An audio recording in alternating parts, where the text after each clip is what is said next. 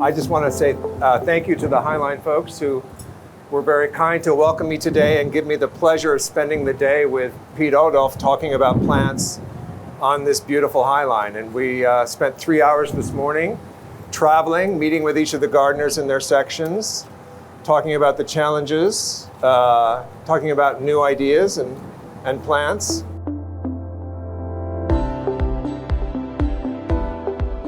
Public gardens are important. Gardens in the city are important. Private gardens are important, but very personal. Private gardens are for a family, two people with children that want to swing, want a trampoline, and public gardens, it's more to educate, to get this emotion, to get this feeling, to get this seasonal feeling that when you come into spring, you see bulbs, ephemerals. When you come in summer, you see flowers. When you come in winter, you see skeletons.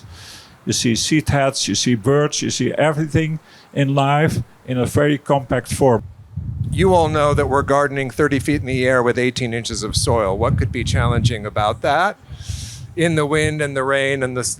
So Piet's gardens look so carefree and they look very wild and evocative of nature, but they are highly complicated and require quite a bit of management to keep things from swallowing each other. And so I was hoping you could speak a little bit about the importance of maintenance in your gardens.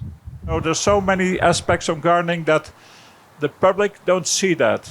They can only feel it. I think a good garden you can feel. You don't need to know about gardening to feel that the garden is good. I think that is what we try to do here.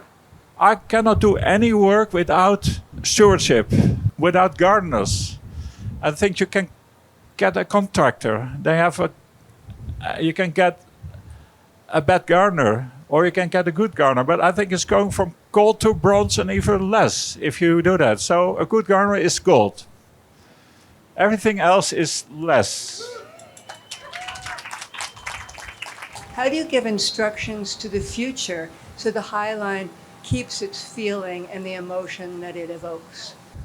I can say this. Maybe in 20 years' time, there's another, perception about gardening. Huh? So we might go back to English gardening. So I think every time has its own sort of what we want and what we need. So everything in context nowadays from our environment or the time we live in, the stressful times and the environmental issues. But for the future of gardening, and you say what will be next in the next 20 years, there will always some people like me that have a vision.